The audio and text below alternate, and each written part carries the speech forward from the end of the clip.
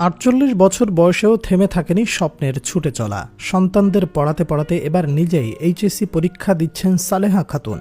বুকের গভীরে বহুদিন ধরে ছোট্ট একটি স্বপ্ন লুকিয়ে রেখেছিলেন সালেহা খাতুন।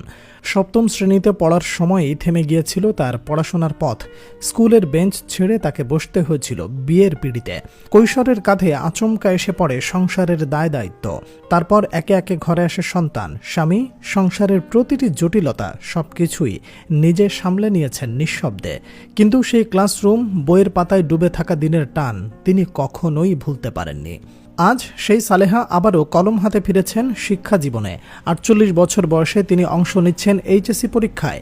বিয়ের পর সালেহা খাতুন লেখাপড়ার ইতি টানাকে মেনে নিতে পারেননি। ভেতরে ভেতরে যুদ্ধ চালিয়ে যান। সংসারের ঝামেলা কিছুটা কমিয়ে আবার শুরু করেন লেখাপড়া। রাজশাহীর বাগমারা উপজেলার ভবানীগঞ্জ কারিগরি অ্যান্ড ব্যবস্থাপনা কলেজের পরীক্ষার্থীদের তালিকায় একজন ব্যতিক্রমী নাম এখন সালেহা খাতুন। তিনি প্রমাণ করেছেন স্বপ্নের কোনো নির্দিষ্ট বয়স নেই, আর শেখার ইচ্ছা কখনোই মরে না। তপ্তপাড়া গ্রামের শিক্ষিকা পত্নী সালেহার দিন শুরু হয় সংসার সামলে।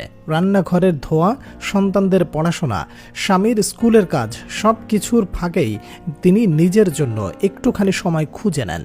ছেলের পড়ার টেবিলে বসেই নিজেও পড়তেন। মাঝে মাঝে ছেলে সাগর মাকে প্রশ্ন করিয়ে দেয়। এ যেন এক অনন্য দৃশ্য। একসময় যিনি ছেলে মেয়ের স্কুলের ডায়েরি লিখে দিতেন, এখন তার হাতেই পরীক্ষার প্রবেশপত্র। 2019 সালে নবম শ্রেণীতে আবার ভর্তি হন সালেহা। লেখাপড়ার প্রতি আগ্রহ থেকে আবার পড়া শুরু করেন। Sripur Ramnagar technical business management college থেকে মাধ্যমিক শেষ করে ভবানীগঞ্জ কারিগরি কলেজে ভর্তি হন উচ্চ মাধ্যমিকের জন্য। বর্তমানে সেই পথেরই শেষ ধাপে দাঁড়িয়ে আছেন তিনি। তার বড় ছেলে শামীম পদার্থ বিজ্ঞানে স্নাতকোত্তর শেষ করেছে রাজশাহী বিশ্ববিদ্যালয় থেকে। আর ছোট ছেলে সাগর কলেজ পড়ুয়া। এখন সন্তানদের সঙ্গে নিজেও ছাত্রীর আসনে বসেন সালেহা, যে ছবি হয়তো কল্পনাতেও অনেকেই আঁকতে পারবেন না। সালেহা বলেন, বিষয়টা হয়েছিল পরিবারের চাপে। তখন আমি ছিলাম কেবল সপ্তম শ্রেণীর ছাত্রী, কিন্তু লেখাপড়া আমার ভেতরে কোথাও থেমে থাকেনি। সংসার, সন্তান সব সামলে নিজের জন্য নতুন করে পথ চলা শুরু করেছি। এই পথ চলায় তার স্বামী সাহার আলী ও সন্তানরা পুরোপুরি পাশে রয়েছেন।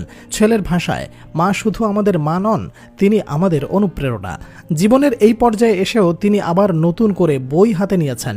তার মতো মানুষকে তো গর্ব করেই দেখতে হয়। কলেজের সহকারী অধ্যাপক আশরাফুল ইসলাম বলেন, সালেহা খুবই মনোযোগী শিক্ষার্থী। তার উপস্থিতি, অধ্যাবসায় ও আগ্রহ অন্যান্যদের জন্য উদাহরণ হয়ে থাকবে। তবে এখানেই থেমে থাকতে চান না সালেহা। এইচএসসি শেষ করে তিনি স্নাতক করতে চান, আর ভবিষ্যতে আইন পাঠেও আগ্রহী। একটা সমাজকে বদলাতে কখনো কখনো একজন মানুষই যথেষ্ট। সালেহা খাতুন তেমনই একজন, যিনি আমাদের চোখে আঙুল দিয়ে দেখিয়ে দিচ্ছেন একজন নারী, একজন মা, একজন গৃহিণী চাইলে নিজের স্বপ্নকে আবার জীবন্ত করে তুলতে পারেন। বয়স, দায় দায়িত্ব, সমাজ সব বাধা পেরিয়ে নতুনভাবে শুরু করা যায়, এবং সেটাই সবচেয়ে বড় জয়। একজন সালেহা হয়তো সমাজে একাধিক আছেন যারা এখনো স্বপ্ন দেখতে ভয় পান। তাদের জন্য সালেহা খাতুনের গল্প এক জীবন্ত অনুপ্রেরণা। শুরুটা এখনো বাকি। যদি মন চায়, বইয়ের পাতায় ফিরতে কখনোই দেরি হয় না।